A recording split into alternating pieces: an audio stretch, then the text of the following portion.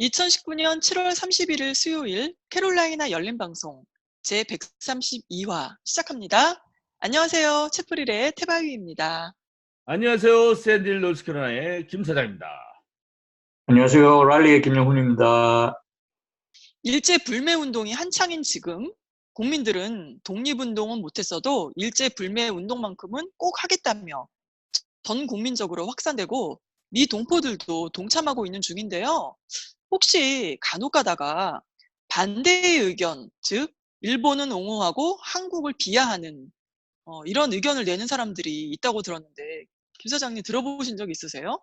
예, 저희 캐롤라이나 일방송에서 132화를 준비하기 위해서 우리 페이스북이라든가 각종 SNS에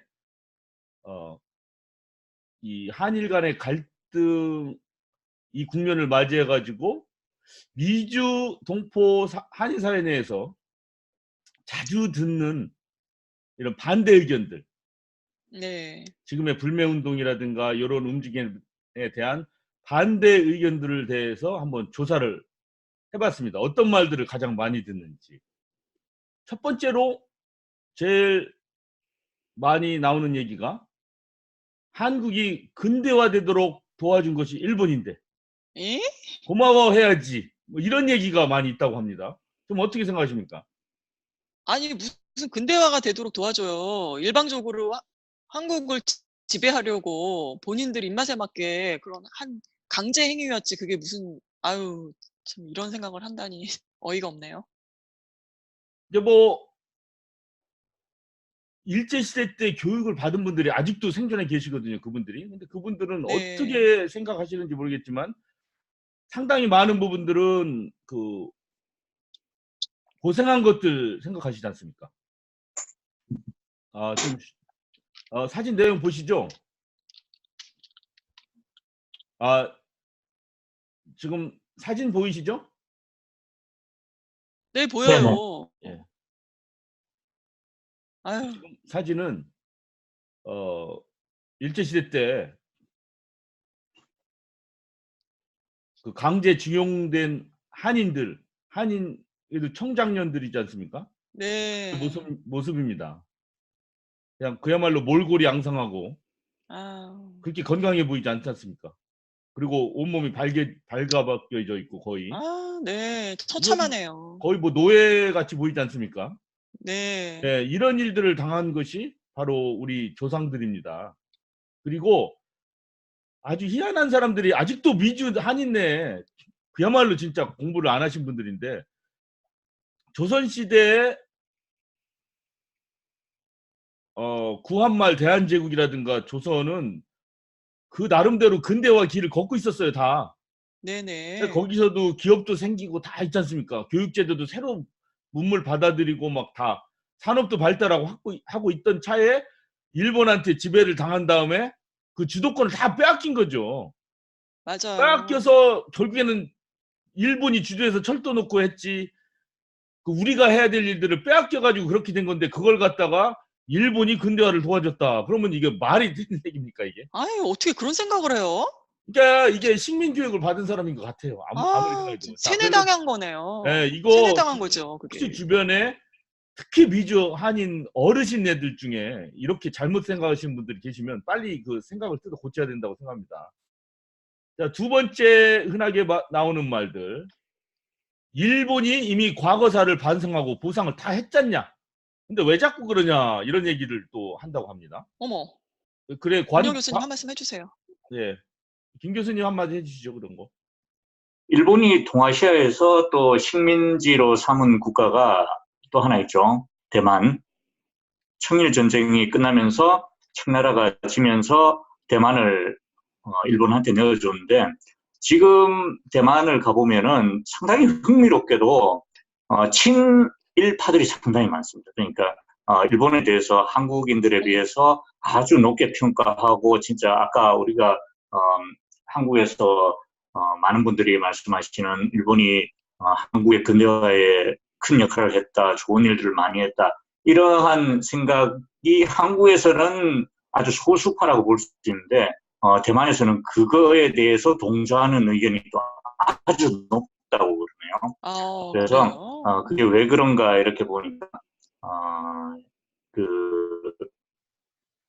그 일본이 대만을 점령했던 청나라라든가 아니면 그 이전에 뭐 네덜란드 뭐 이런 나라들이 또 잠깐씩 이렇게 점령을 했었는데 그들 나라들은 대만을 오로지 착취의 어떤 대상으로만 봤는데 일본은 진정 착취의 대상을 넘어서는 대만 사람들이 거주하는 사람들이 봤을 때는 근대화에 진정 노력하는 어떤 그런 모습을 보여줬다. 그래서 현재까지도 일본에 대한 그 호감도가 대만에서는 월등히 높은 걸로 이렇게 나타난다고 합니다. 그래서 아까 한국에서 지금 일본 근대화 문제 이런 얘기가 나오니까 제가 갑자기 또 생각이 나서 청취자분들 참고하시라고 잠깐 말씀드렸습니다. 예. 그럼 두 번째 우리 미주 한인사에서 자주 나오는 말이 이겁니다. 일본은 이미 과거사를 반성했지 않느냐. 보상도 다 했는데 1960몇 년에 왜 자꾸 그러느냐. 이런 얘기들이 참 많이 나온다고 합니다. 예, 이거 지난주에도 발송했듯이 제가 그냥 답을 하겠습니다. 우리 페이스북에 답을 올려주신 분이 계세요. 그래서 그 과거사 반성을 제대로 한 적이 없죠. 진심으로. 그럼요. 옛날에 하라고 그랬더니 그냥 무슨 통색의 염이 어떻고 이상한 말로 해가지고 넘어가고 진정으로 반성을 하지 않아요. 이리 빼고 저리 빼고 합니다. 네. 그죠? 예, 그리고 보상도 지난 우리 131화에서 얘기했다시피 배상이냐 보상이냐 국가 간에 그냥 돈 몇 푼 주고 그것도 차관으로 대충 주고 나서 모든 거 다 끝났는데 왜 그러냐 뭐 이렇게 하고 지금 넘어가고 있지 않습니까? 개인적으로 피해를 받은 사람은 아무것도 받은 게 없어요. 그때 박정희 정권이 그러면은 그 위안부 끌려가지고 몸과 마음이 다 상하신 분 이렇게 미쯔비시 공장에 가가지고 온몸을 바쳐서 고생을 하고 병까지 얻은 분들에 대해서 그러면 대한민국 정부는 보상을 해줬느냐? 안 해줬어요. 그러니까 결국에는 개인적인 배상 보상 하나도 없고 박정희 그 일본 천황을 신봉하던 박정희와 일본 정부 간에 쏙닥쏙닥 한 걸로 끝난 겁니다. 그걸 가지고 보상 다 했다고 얘기하는 건 말이 안 된다. 뭐 이런 글이 올라왔습니다. 네, 맞네요. 예, 그렇죠. 세 번째 자주 나오는 말들이 야 지금 일본이 얼마나 센데 걔들하고 부딪혀서 지금 이길 수 없잖아. 지금은 싸우는 것은 시기상조야. 우리가 힘을 더 길러야 돼. 뭐 이런 얘기가 많이 있다고 합니다. 어우. 아니 그럼 이 상황에서 그러면은 그 일본이 지금 행하고 있는 그 행위에 대해서 그럼 우리가 받아들이라 이런 뜻인가요? 예. 일본이 힘이 강한 건 맞죠. 아직은. 그렇죠. 강하니까 뭐 아 GDP도 높고 아직은 높잖아요. 그렇지만 네네. 지금 한국 방송에서 주로 나오는 얘기들이 그 80년대와 지금 2020년은 많이 달라졌거든요. 많이 달라졌고 그 대한민국 뭐 북한을 따지지 않더라도 대한민국만 해도 경제력이라든가 국방력이라든가 여러 면에 있어서 그렇게 결코 약하지가 않습니다. 그리고 산업이라는 게 우리 지난번에 얘기했다시피 서로 얽히고 설켜 있잖아요. 서로 부품을 그렇죠. 공급하고 조달하고 판매하고 이런 것들이 다 연결되어 있는데 거기에 차질을 빚게 한 아베 정부가 문제지 지금 우리가 지금 일본한테 맨땅에 헤딩하려고 싸우려고 한 것도 아니지 않습니까? 원인 제공자가 바로 아베 정권이었는데 그래서 그럼요. 이런 당연하죠. 문제들을 가지고 뭐 우리가 지금 여기서 그럼 아까 징용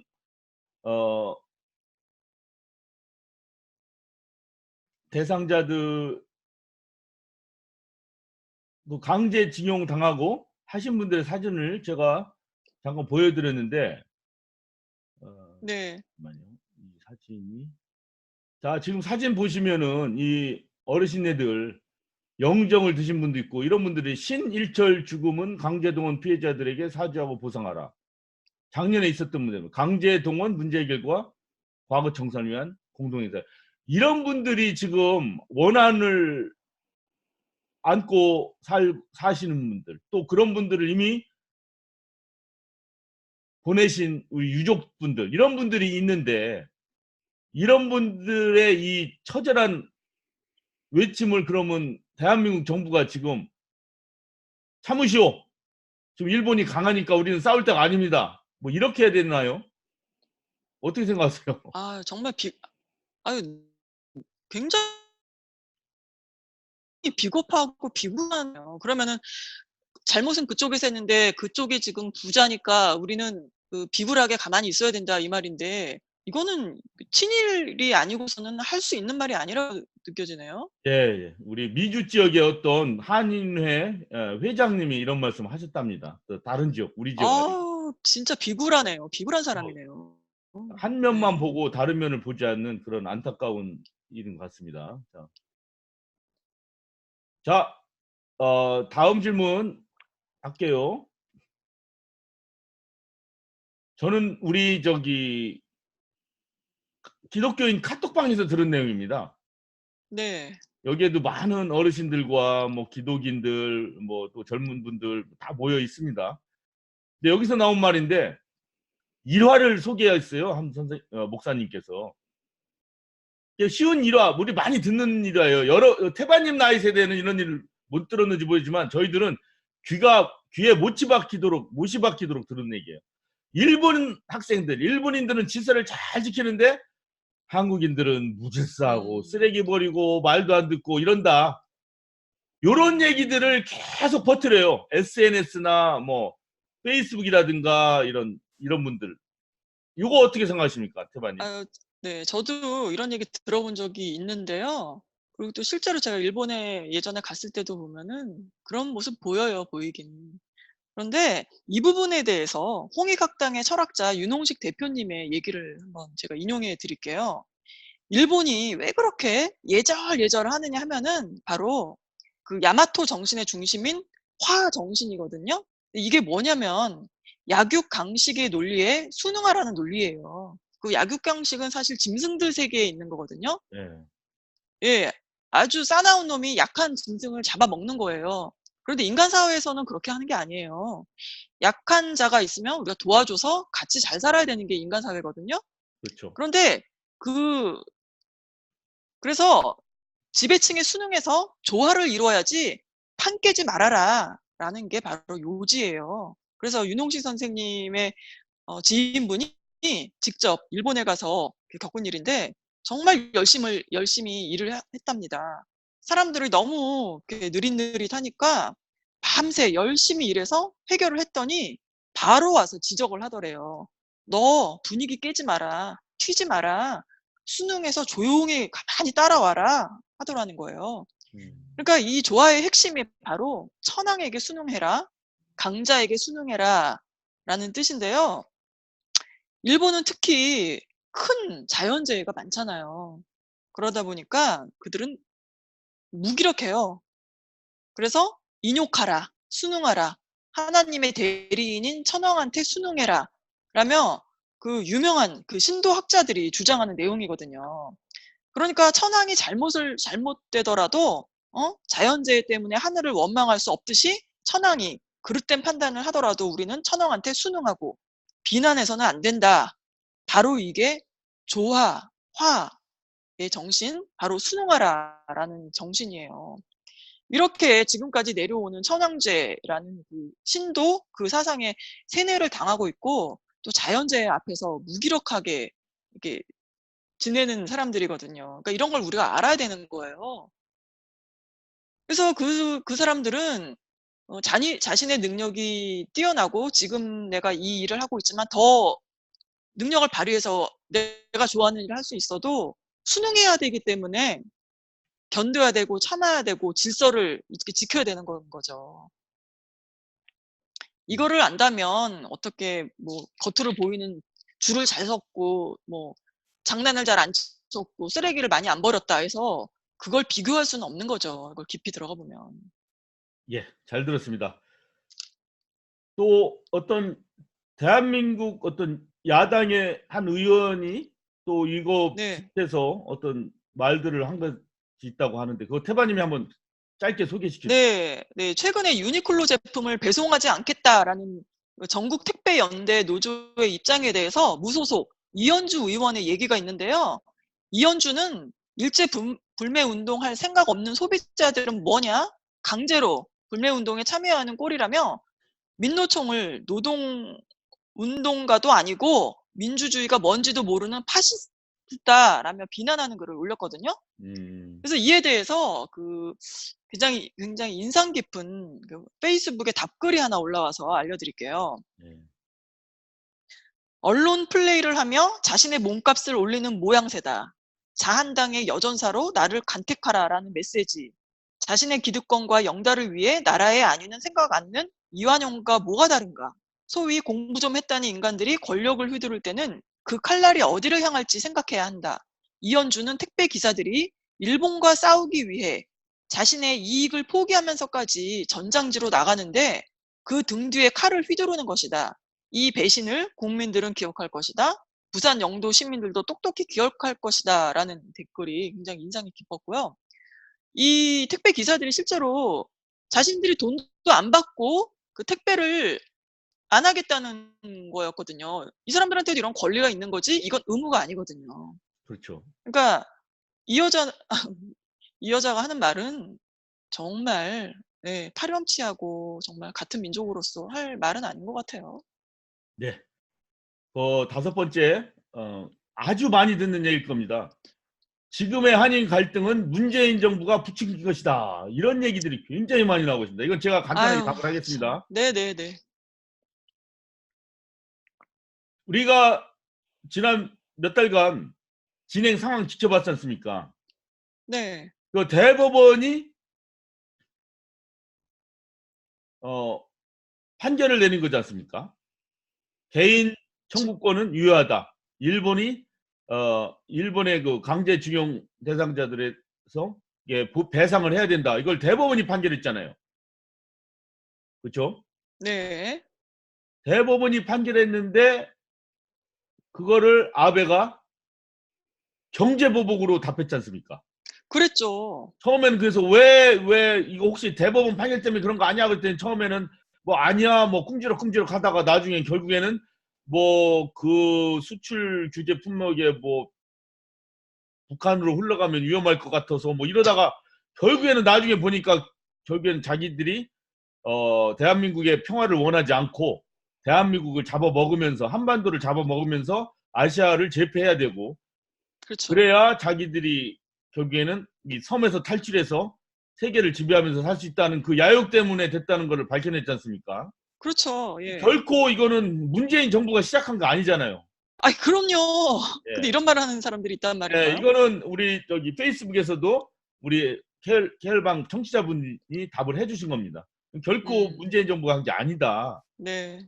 게다가 아유, 지금 사진 참. 보시다시피 무슨 얘기 있냐면 네네. 개싸움은 우리가 한다. 정부는 전공법으로 나가라.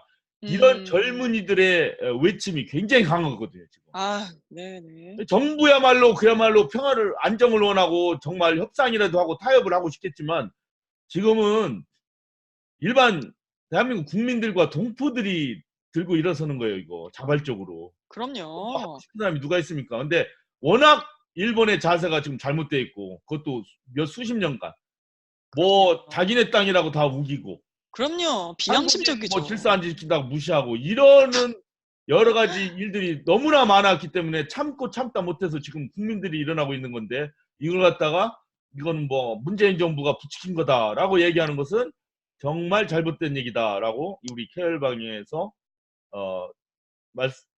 청취자분이 말씀을 해주셨습니다.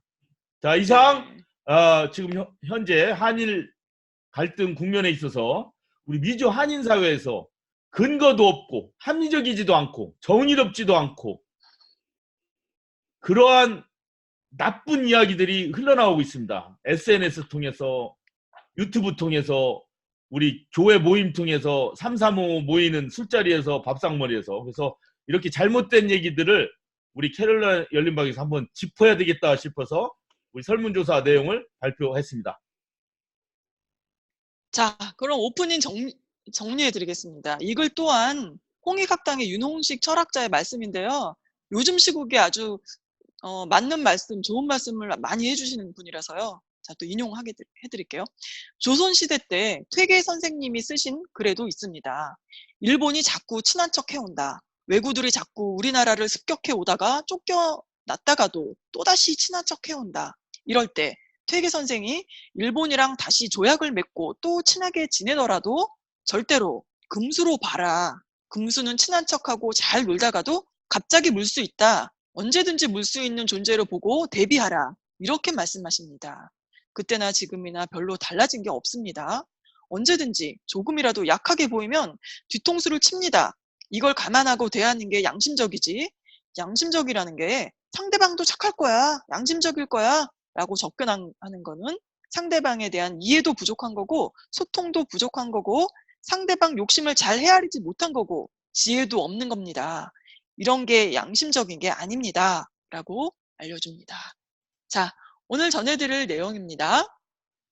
심해지는 트럼프의 인종차별 발언, 자외선 차단제 알고 쓰기, 노스캐롤라이나 민간 업체의 주류 판매 허가 추진, 킴벌랜드 카운티 물놀이 공원에서 아메바에 감염되어 남성 사망, 2019 쾌얼방 남양 특집, 농부안의 죽음의 진실. 자, 첫 소식입니다. 김용훈 교수님. 네. 네. 트럼프 대통령의 인종차별 발언이 확산되고 있는데 어떻게 시작되었나요?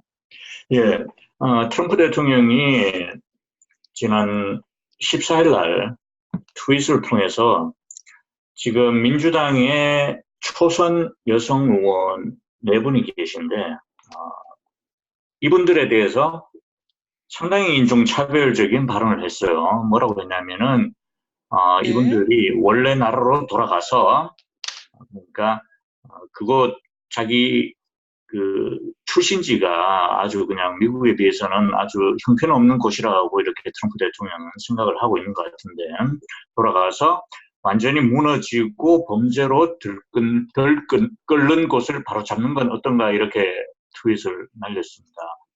네. 참고적으로 말씀드리면은 이 대상이 된 유색인종 여성 의원 4명이 어디 출신이냐 하면은 첫 번째로 이제 팔레스타인계 출신 미시간주의 지역구를 갖고 있는 라시다 트라입 하원 의원, 그리고 소말리아 난민 출신 미네소타주의 지역구를 갖고 있는 일한 오마 여성 의원, 하원 의원, 그리고 많은 분들이 들어보셨을 것 같은데 라틴계죠. 뉴욕주 지역구를 갖고 있고요. 오카시오 크로페스 하원 의원, 그리고 흑인입니다.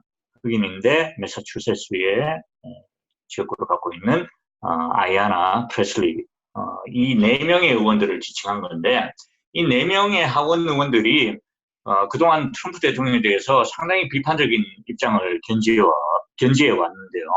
네. 이게 갑자기 이제 트럼프 대통령이 트윗을 통해서 폭발한 거죠. 그러니까 트럼프 대통령이 이들을 아주 이제까지 반미국적이고 반애국적인 인사들이라고 이렇게 봐왔었는데, 그것과 같이 맥락을 같이 하는 의미에서, 자, 그렇게 너희들이 반미국적이고 반애국적이면 트럼프 대통령의 의중은 뭐냐면은, 그럼 너희 나라들로 돌아가라.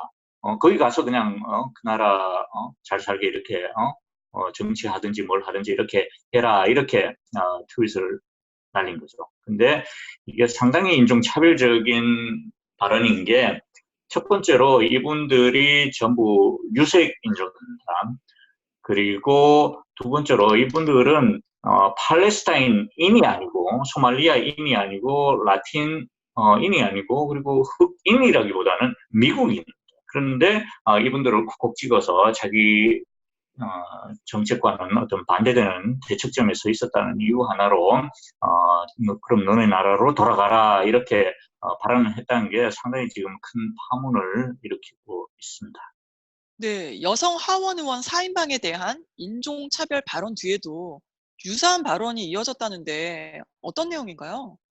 네, 보통 트럼프 대통령이 과격한 트윗을 날리면은 이게 계속 쭉 이어지는 것보다는 좀 단발성 경향이 이제까지 많았었는데, 지금은 7월 중순부터 시작해서 지금 7월 말인데 계속 이어져 오는 그런 경향을 보이고 있어요. 지난 7월 17일 날 여기 랄리 지역에서 불과 1시간 40분 정도밖에 안 떨어져 있죠. 노스캐롤라이나의 네. 그린빌에 트럼프 대통령이 왔습니다. 네네. 그린빌이었죠. 네네네. 유세를 했는데 거기에서 앞서 언급한 4명의 의원들을 상대로 자 뭐라고 했냐면은 그들은 우리나라 즉 미국을 증오한다 하면서 또 인종차별적인 발언을 계속 이어나갔습니다. 특히 아이고. 소말리아계 이러한 오마르 민주당 하원 의원에 대해서 소말리아를 위해서 봉사한 미국인들을 비난했고 알카에다를 비난하지 않았다 이렇게 또 그 오마르 하원 의원에 대해서 딱 찍어서 이렇게 공격을 했죠. 그러니까 그 자리에 있던 그러니까 그린빌 트럼프 대통령 유세 장에 있던 청중들이 뭐라고 외쳤냐면은 네. 자 오마 의원을 돌려보내라, send her back이라고 이렇게 계속 이제 외쳤습니다. 어머나. 네. 그러니까 청중들도요, 같이? 네.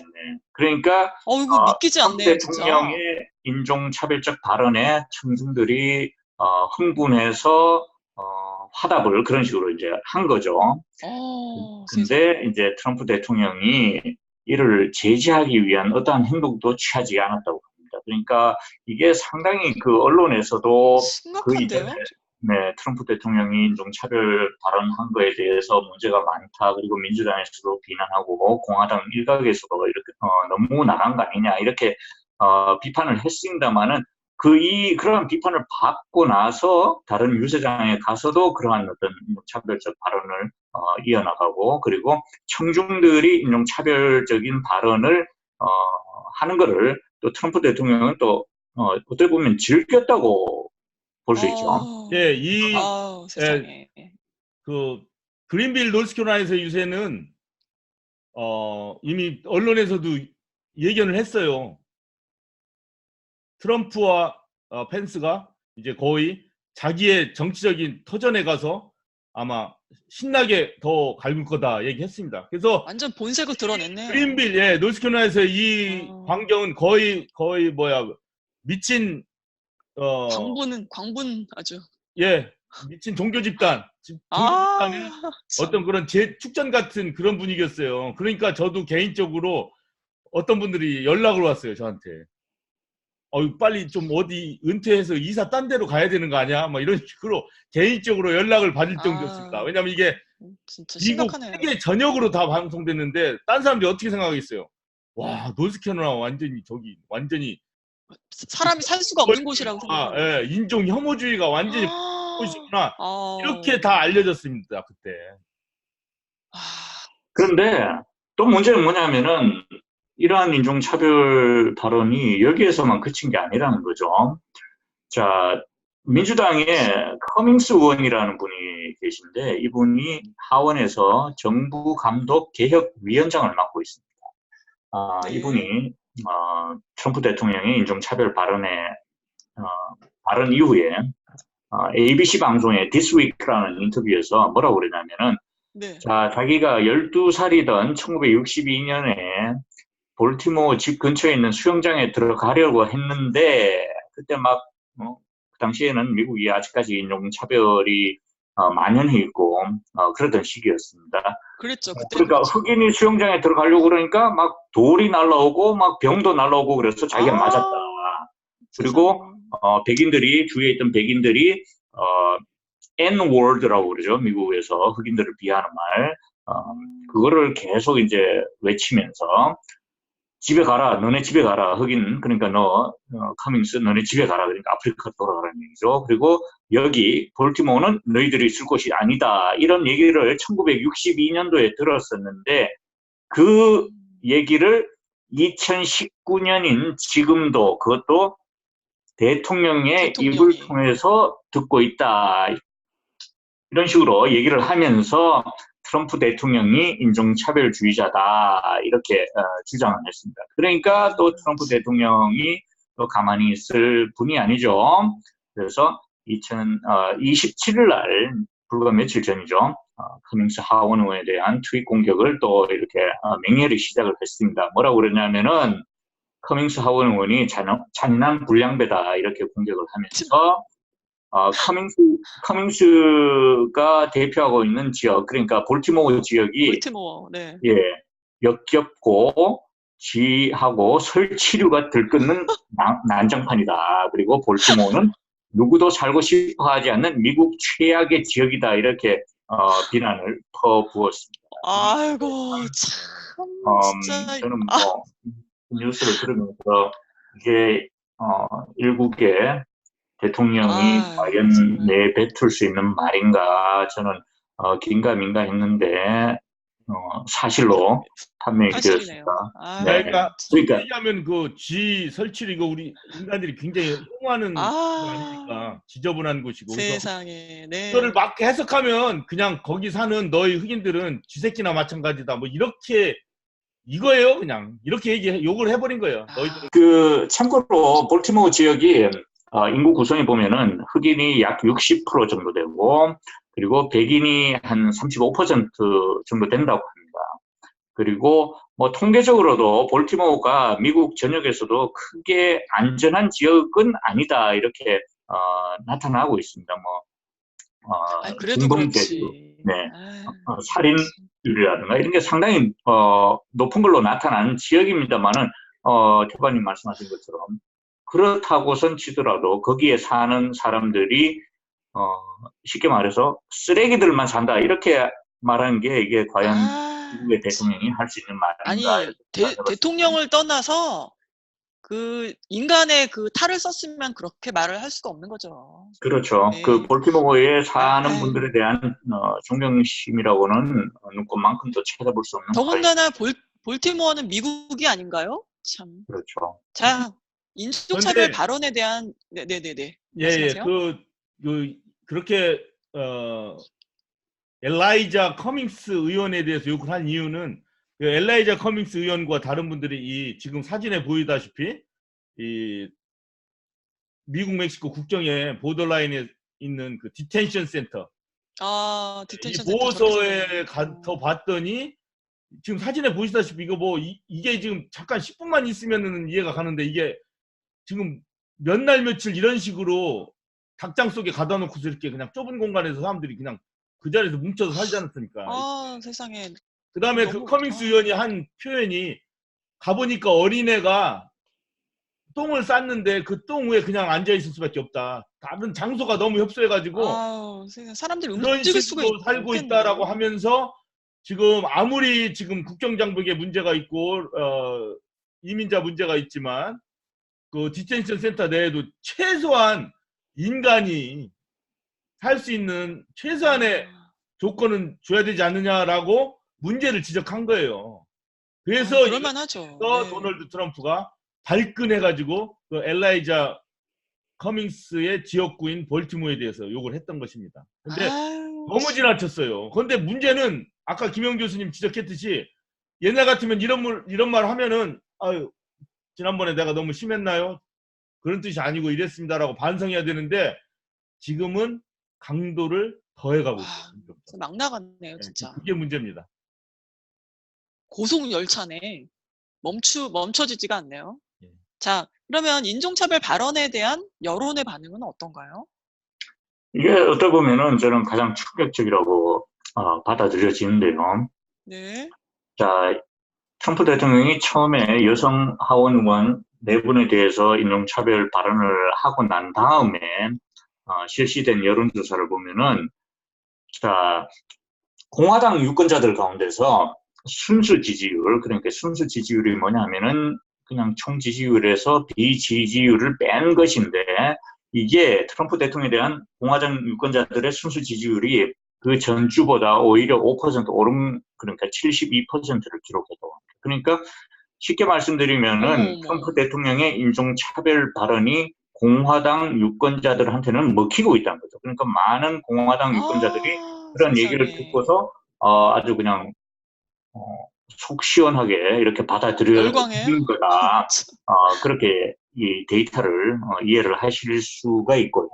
근데 이제 어떻게 보면은 다른 데이터를 보면은 서베이 데이터를 보면은 트럼프 대통령을 지지한 무소속 유권자들의 비율이 10명당 3명으로 줄었다고 합니다. 그 이전에는 10주 전에는 10명당 4명이었는데 10명당 3명으로 줄은 거죠. 그러니까 네. 그 한 명 준 것이 이게 인종차별 발언 때문이다라고는 꼭 확실히 말씀드리기는 어렵습니다만은 아무래도 영향이 있었다고 봤을 때 이거는 어떻게 보면은 트럼프 대통령한테 치명적인 어떤 타격이 될 수도 있다. 왜냐하면은 공화당 유권자들은 대부분 2020년 대선에서 트럼프 대통령 찍을 게 분명하지 않습니까? 그리고 민주당 유권자들은 뭐 민주당 후보를 찍을 거고, 그러니까 무소속 유권자들, 그러니까 민주당에도 속하지 않고 공화당에도 속하지 않는 어떤 유권자들이 얼마나 많이 트럼프 대통령을 지지하느냐가 트럼프 대통령이 재선이 되느냐 안 되느냐를 판가름 짓는 어떤 중요한 요소라고 볼 수 있는데, 지금 가장 최근 서베이를 보시면은, 여론조사를 보시면은 무소속 유권자들이 트럼프 대통령을 지지하는 비율이 떨어졌다. 이게 일부 인종차별 발언 때문이 아닌가 이렇게 예상이 되고 있고요. 그리고 네. 국정 수행에 대한 전반적인 지지율이 뭐 상당히 견고한 걸로 나타났습니다. 그러니까 갑자기 지지율이 확 떨어지거나 확 오른 게 아니고 계속 이제 40% 초반대로 이렇게 나타나고 있고요. 뭐 이게 높다는 건 아니고요. 근데 이제 큰 변화는 없다. 이렇게 이해하시면 되겠고, 그리고 트럼프 대통령 국정 수행을 지지하지 않는다는 비율도 그것과 비례해서 한 55% 수준으로 상당히 견고한, 그러니까 큰 어떤 변동 없이 견고한 어떤 비율을 보이고 있습니다. 그러니까 요약해서 말씀드리면은 공화당 유권자들이 인종차별적 반응에 대해서 덤덤하다. 그러니까 크게 민감하게 받아들이지 않는다. 일부는 속 시원한 발언이다. 내 등 가려운데 트럼프 대통령이 긁어줬다. 이렇게 이해를 하고 있다. 그렇게 보시면 되겠습니다. 그러니까 도박을 하는 것 아이고, 같습니다. 제 네네. 생각에는 그냥 백인 유권자가 아무래도 다수니까 아직도 그거를 결집시키는 효과를 활용해서 재선을 할 것인가. 중간층은 그래도 좀 줄겠지만 네. 그 대신 참 대외 정책에서는 뭐 한국이나 일본에 뭐 방위 분담금 높이게 하고, 뭐 이번에도 독일에 대해서 그 홀무즈 핵에 대해서 너희들도 참여해라 이러면서 아메리칸 퍼스트 하면서 돈 줘, 돈 더 달라. 그 다음에 경제가 조금 안정돼 있잖아요, 현재. 뭐 이런 거를 통해서 국정이나 경제 문제에서는 그 중간 정도를 받고, 그 다음에 반인종주의 이런 거 혐오 발언 신나게 해가면서 백인들을 결집시키면 재선의 가능성이 있지 않나, 뭐 이런 계산을 하고 있는 것 같습니다. 제 볼 때는. 네. 그런 계획은 알겠는데 참 좋지 못한 방법 같아요. 안 좋죠. 네. 어떻게 모두를 마지막 불쌍하게 하는 거죠. 예. 그러니까요. 어떻게 마지막 질문 하나 있는데 이건 답을 하신 것 같은데 할까요? 네, 김사님께서 거의 다 답을 하신 것 같아요. 근데 그러니까. 네. 그러니까 자, 뭐 질문 뭐 질문할게요. 질문하세요. 질문할게요. 네. 왜 이러한 인종차별 발언을 계속하고 있는 거죠? 좀 전에 김사님께서 말씀하셨지만은 가장 이제 선거 전략 차원이 아닌가, 많은 분들이 그렇게 이해를 하고 있습니다. 저도 대부분 동의하는 해석인데, 또 다른 해석, 뭐 연관되는 해석은 뭐냐면은 트럼프 대통령이 지금 보면은 여러 여론조사에 따르면은 민주당 후보가 누가 되든 간에 2020년 지금 만약에 오늘 대선이 치러진다면은 그 누구도 꺾을 수 없는 걸로 이렇게 나타나고 있습니다. 특히 트럼프 대통령이 뼈아파하는 게 뭐냐면은, 트럼프 대통령이 가장 좋아하는 언론이 팍스라는 거 다들 많은 분들이 아실 텐데, 이 팍스에서 가장 최근에 팍스 뉴스에서 일주일 전에 전국 유권자 1,004명을 대상으로 여론조사를 했는데, 자, 민주당에서 지금 조 바이든 전 부통령이 가장 앞서 나가고 있는데, 만약에 조 바이든이 민주당 대선 후보로 되면은 트럼프 대통령하고 어떤 결과가 나타날 것인가, 이렇게 팍스 뉴스에서 여론조사를 하니까 어떻게 나왔냐면은 49대 39로 나왔습니다. 그러니까 49가 트럼프 대통령이 아니고 조 바이든, 그러니까 39가 트럼프 대통령. 그러니까 10% 격차로 뒤진다는 그런 결과가 나왔거든요. 그 이전에 트럼프 대통령이 다른 여론조사에서 뭐 조 바이든한테 뭐 5% 지진다, 15% 지진다 이렇게 나오면은 그건 전부 페이크 뉴스다 이렇게 쉽게 쳐낼 수 있었는데 자기가 가장 신뢰하고 또 본인 입으로도 신뢰한다고 수차례 밝혔었습니다. 팍스 뉴스에서 실시한 여론조사에서도 조차 10% 정도로 뒤지고 있는 걸로 나타나니까 지금 뭐 트럼프 대통령은 어떻게 보면은 지금 뭔가 지금 아끼고 있던 카드를 써야 된다 어떤 그런 생각을 했을 수도 있고요. 그리고 다른 해석이 뭐냐면은 지난 24일 날 뮬러 특별검사, 전 특별검사죠. 하원 청문회에 출석을 해서 트럼프 대통령이 현직에서는 불가능하지만은 현직에 있을 때는 불가능하지만은 퇴임 후에는 형사 고발될 수도 있다 이렇게 밝혔습니다. 그러니까 이게 트럼프 대통령 입장에서는 이거 내년에 재선이 안 되면은 어떻게 보면은 참 말년을 지금 재미없게 한국의 보내겠구나. 이명박 전 대통령이라든가 박근혜 전 대통령 같은 어떤 그런 비참한 말로를 맞이할 수도 있겠다는 어떤 그런 생각이 들었겠죠. 그러니까 무조건 재선에 올인을 해야 된다. 그러기 위해서는 자기의 가장 강력한 지지층들을 결집하는 카드를 써야 되겠다. 그게 뭐냐? 인종차별적인 발언이다. 그렇게 생각을 한 것 같아요. 근데 제가 앞서도 잠깐 말씀드렸습니다만은 이게 어떻게 보면은 트럼프 대통령의 패착이 될 수도 있어요. 왜냐하면은 미국 대선은 큰 후보 2명이 붙는 선거지 않습니까? 민주당 후보, 공화당 후보. 근데 여기에서 미국 유권자들의 이념 성향이라든가 정치적인 지지도를 보면은 공화당 지지자들이 뭐 50%, 민주당 지지자들이 50% 이렇게 나뉘는 게 아니고 대부분 보면은 한 40, 40, 20 이렇게 나뉩니다. 그러니까 20%가 뭐냐면은 뭐 무당파층, 그러니까 민주당에 속하지도 않고 공화당에 속하지도 않는 이런 분들인데 이분들이 사실 대선 결과를 결정하는 거라고 볼 수 있거든요. 그렇죠. 그러니까 공화당에서 40에서 뭐 11% 더 뺏어오면은 그쪽이 당선되는 거고, 뭐 민주당도 그렇게 이해를 하시면 되겠는데, 앞서 말씀드렸습니다만은 트럼프 대통령의 인종차별 발언 이후, 무소속 유권자들, 무당파층 유권자들이 트럼프 대통령에 대한 지지도가 낮아진 걸로 이렇게 여론조사가 나왔습니다. 그러니까 트럼프 대통령이 비록 집토끼는 확실하게 잡을 수 있을지는 몰라도 대선 승리에 꼭 필요한 산토끼를 잡는 데는 이러한 전략이 한계가 있을 것이 분명하다. 저는 이렇게 예상을 하면서 지금 트럼프 대통령이 지금 계속 이어나가고 있는 인종차별적인 발언은 종국적으로는 패착이 될 가능성이 높다. 이렇게 조심스럽게 예상을 해봅니다. 네, 말씀 잘 들었습니다. 김용훈 교수님 지금 휴가 중이신데 잠깐 이렇게 나오셨어요. 아유, 정말 감사합니다. 감사합니다. 말씀하시라니까. 근데 이 인종차별 발언이 워낙 이렇게 미국을 지금 양분하는 아주 민감한 그리고 중요한 이슈라서 제가 짬을 내서 우리 애청자분들한테 지금 어떠한 일들이 벌어지고 있는지에 대해서 짧게라도 이렇게 말씀드리고 싶었습니다. 궁금하셨던 분들 조금이라도 도움이 되셨으면 좋겠습니다. 네, 그 김 사장님은 이제 방학 중에는 이제 계속 일정이 있으시고 방학 끝나면 이제 나오시는 거죠?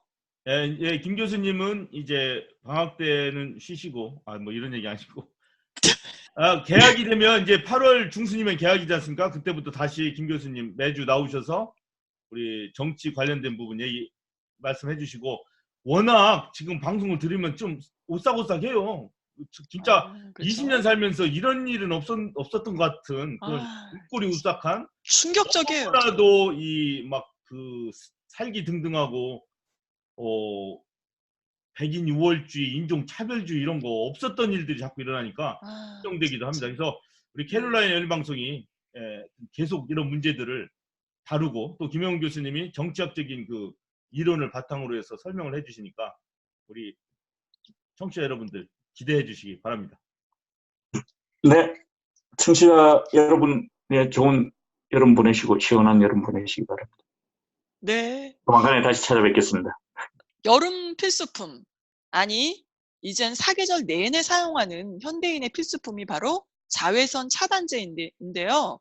김 사장님도 사용하시죠? 그 전에 안 사용하실 것 같아. 예, 밖에서 운동을 할 때 네. 옆에 사람이 가져온 거 바를 때 좀 얻어서 해봤어요. 아, 옆에 사람이 바르는 거 같이 네, 덤으로 제가 바른다구나. 그러진 않았어요, 한 번도. 아, 그러시구나. 왜냐면 저는 그 피부가 좀 잘 타는 편입니다. 금방 돼요, 네. 여름에. 그래서 네네. 가능하면 안 나가고 일단은 밖에 나가도 그늘로 많이 들어가 있어요. 일단. 그러시군요. 자, 지난해 캐롤라이나 열린 방송에서도 전한 바 있었는데요. 하와이주는 선크림에 함유된 옥시벤존과 옥티녹세이트 성분이 산호초를 죽인다고 하여 이 성분이 들어있는 선크림 판매 유통 금지 법안을 통과시킨 바 있다라는 내용이었어요. 네, 생각납니다. 네. 네. 자외선 차단제의 유해 성분은 과연 인체에 안전할까요? 어떻게 생각하세요? 이 자체가 그 기름, 크림 이런 것들이 저 같은 경우는 원래 이런 모든 것들 별로 좋게 생각하지 않아요. 개인적으로. 네, 맞아요. 안전하지 않다입니다. 전문가들이 이렇게 얘기를 했어요.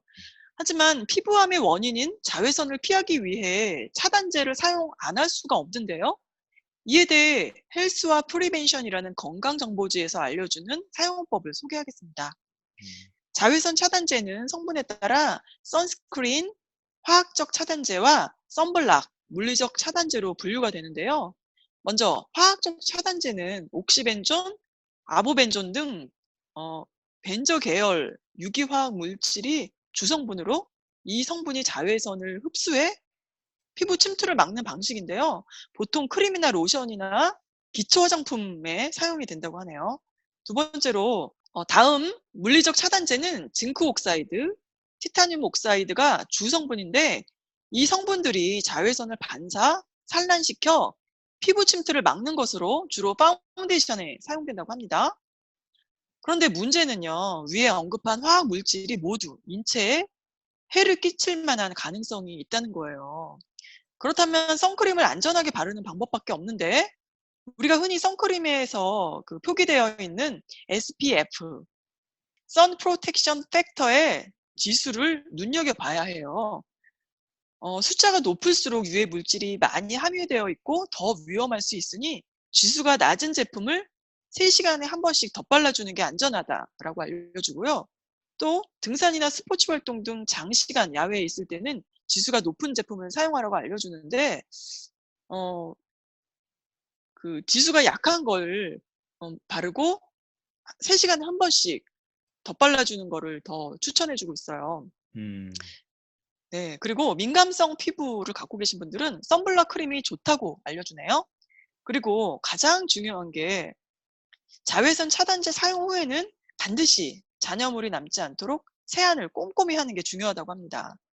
그리고 요즘에는 화학 성분 대신 자연 재료나 인체와 자연에 해를 주지 않는 선크림이 많이 판매된다고 하니까 이런 제품들을 찾아서 사용하면 더 좋을 것 같아요. 저도 그런 생각했어요. 옛날에 네. 정말 그 진흙을 얇게 피부에 발라서 다녔다니까.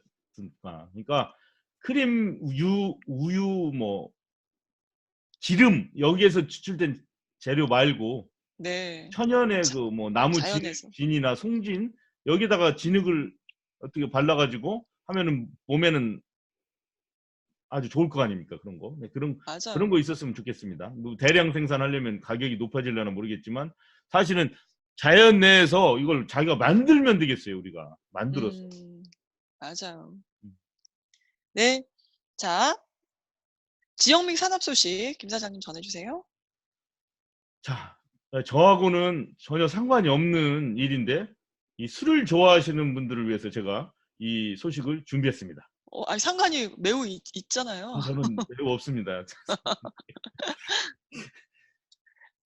야, 일단 현재 노스캐롤라이나, 사우스캐롤라이나 사시면서 일요일 날 이제 뭐 운동을 하시고 또 아시는 분들이랑 같이 운동 끝나고 기분 좋게 약주 한 잔 하시고 싶은 분들 많으실 거 아닙니까? 이제 주중에는 뭐 그렇죠. 일을 하시니까 이런 문제가 없는데 이제 특히 일요일 같은 때 이제 운동하시고 야 가서 술 한 잔 마시자 뭐 이렇게 했을 때 과연 노스캐롤라이나 네. 사우스캐롤라이나 일요일 날 술을 살 수가 있나? 요거를 이렇게 제가 지금 보여드렸습니다. 자, 네. 사우스캐롤라이나는 가게에서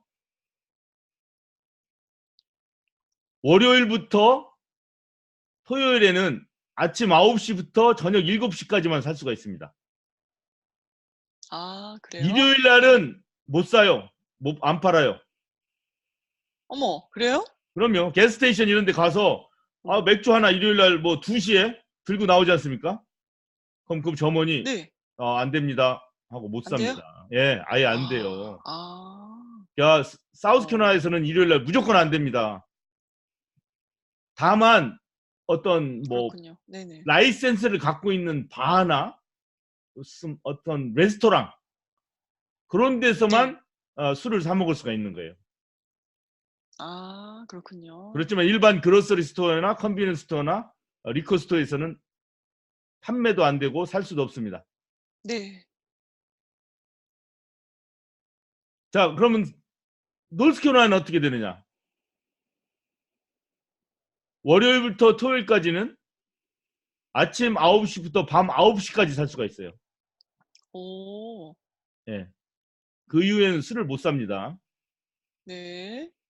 일요일은 사우스캐롤라이나는 아예 못 사지만 노스캐롤라이나는 조금 여유가 있어요. 살 수 아침 있어요? 10시부터 밤 9시까지. 오, 그전에는 12시부터 살 수 있었습니다. 노스캐롤라이나도. 아, 그렇군요. 근데 법이 바뀌어가지고 이제 아침 10시부터도 살 수 있습니다. 음, 그 다음에 사우스캐롤라이나는 민간 리커스토어가 있어요. 그래요? 그러니까 일반인들이 내가 술가게를 하겠다. 이렇게 해서 술을 팔 수가 있습니다. 그래서 제가 순수한 한국말로 비어 앤 와인을 뭐라고 붙였냐면 묽은 술이라고 했습니다. 제가. 묽은 술? 예. 그 다음에 하드리커. 그러니까 뭐 25도 이상 35도 40도 뭐 이런 거 있죠. 이런 거를 제가 한국말로 네. 짙은 술 이렇게 이름을 지었어요. 이거는 짙은 술, 묽은 술, 짙은 술. 처음 들어보셨죠? 네, 처음 들었어요. 정말. 예, 제가 30분 전에 만들어낸 말이에요. 이게. 아유, 잘 만들으셨네. 역시 술에 관련된 그런 것들은 참 저하고는 잘하시는 것 상관이 같아요. 없는데 술을 좋아하시는 분들을 위해서 이렇게 제가 이렇게 용어까지 만들어서 한국말로 이해가 쏙쏙 오지 않습니까? 묽은 아유, 술. 네. 예, 상당히 묽은 술은 오네요, 이해가. 네. 포도주와 맥주 이런 것들. 응? 네. 일반 식품 가게에서 살 수 있는 것. 그다음에 음, 짙은 술. 이거는 네. 하드리커 가게에서만 살 수 있어요. 아, 근데 그렇군요. 사우스캐롤라이나는 하드리커도 민간인이 팔 수가 있어요. 라이선스 받아가지고. 아, 네. 그게 다르네요. 예, 그러나 노스캐롤라이나는 ABC에서만 살 수 있어요. ABC라고 보셨죠? 알코올릭 네. 브리버리지 컴퍼니. 네네네. 이거는 개인이 할 수가 없어요. 아직 노스캐롤라이나는. 어, 타운이나 CD에서 임원들을 구성합니다. 선출해가지고. 임원들이 보드 멤버가 돼서 자본을 출자하고 시 재정이나 이걸 통해서 가게를 만들어서 직원을 고용해서 팔 수만 있어요. 개인이 할 수가 없는 거예요. 오, 시 정부나 뭐 타운 정부만 할 수가 있는 게 ABC입니다. 그래서 개인이 할 수가 없어요. 네. 그래서 그렇지만 이 ABC도 일요일 날은 판매를 못 해요. 그래서 딱 닫아요. 일요일 날 술을 좋아하시는 분은 맥주나 포도주만 사셔야죠. 술이 없을 때는. 자, 그 다음에 또 하나 중요한 것은 이건 제가 아시는 분이 옛날에 노래방을 하시면서 실수를 해가지고 네. 요 문제를 잘 모르셔가지고 그래가지고 경고를 먹은 적이 있어요. 어머, 그래가지고 그때 얘기를 막 들었는데 내가 무슨 말인지 잘 이해가 안 갔는데 어쩌다가. 설명을 해드릴게요. 네, 해피아워라는 게 있습니다. 해피아워스. 행복한 시간.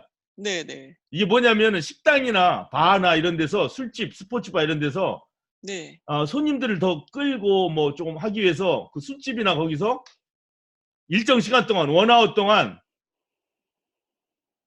그 음료수, 음식, 특히 술을 반값에 막 팍 뿌립니다. 오, 진짜 해피아워네요. 예, 왜냐면 해피하게 해서 사람들이 그러면 더 오래 있고 또 뭐 먹을 거 더 사 먹고 막 이러잖아요. 그러니까 그런 네. 영업의 수단으로 해피아워 해가지고 그런 거를 공공연하게 공공연히 지정을 네. 해가지고 막 칠판에 써놓고 그래요. 앞에 대할 때 오늘 뭐 오, 8시 반부터 9시 반까지 해피아워니까 뭐 가지 말고 기다리고 있다가 싼 값에 술 한 잔 더 드시고 가세요. 뭐 이런 게 미국에 오, 있는 건데 네네. 노스캐롤라이나는 해피아워 없습니다. 술은 안 돼요. 아, 예, 뭐 아이스크림이나 이런 거 싼 가격에 주는 거는 괜찮은데 술은 하지 못하게 술은 안 됐다는 거. 된다? 예, 현재 법으로서는 그렇게 됐다는 거. 근데 네. 요거를 또 어떤 한국 영업하시는 분이 몰라가지고 이거 한번 걸렸습니다. 그래가지고 많이 해피아워를 하셨구나. 힘들었다고 그러시더라고요. 어, 자, 그런데 이러한 현재 일요일 날 주중 술을 사우스캐롤라이나 노스캐롤라이나에서 언제 사야 되고 언제 못 사느냐 이거에 대해서 지금 설명을 해드렸는데 지금 새로운 법이 추진이 되고 있습니다. 뭔가요? 노스캐롤라이나 하우스 빌 971 음, 하원 971 법안입니다. 요게 지금 네. 추진 중이고 세워져서 이제 논의 중인데 이제 나중에 이제 투표를 해가지고 결정이 되겠죠. 이게 아주 충격적인 내용입니다. 지금까지 타운이나 CD에서만 할 수 있었던 ABC 스토어를 민간인에게 면허를 줘서 민간인도 할 수 있게 하는 겁니다. 그래요? 아주 충격적인 거예요. 그러면 월마트나 일반 그로서리 스토어, 컨비니언스 스토어에서 이제 위스키 살 수 있는 겁니다. 보드카도 살 수 있고. 그렇군요. 예. 그래서 그러면 이제 사람들이 술 좋아하시는 분들은 혜택을 많이 보겠죠. 이제 지금은 뭐 술이 갑자기 사람들과 모여서 뭐 집들이 하는데 술이 떨어져가지고 사러 가려 했더니 뭐 일요일 몇 시라 뭐 이건 안 되고 저건 안 되고 이런 제약이 좀 있을 거 아닙니까? 네네. 그런 제약들이 다 없어지는 거죠. 그렇군요. 현재 노스캐롤라이나에는 ABC 스토어가 한 500개 정도 된다고 합니다. 약간 500개가 안 되는데 500개 정도. 네. 그런데 이제 하우스 빌 971이 통과가 되면 이제는 더 많은 판매상들이 생기게 되겠죠. 그렇겠네요.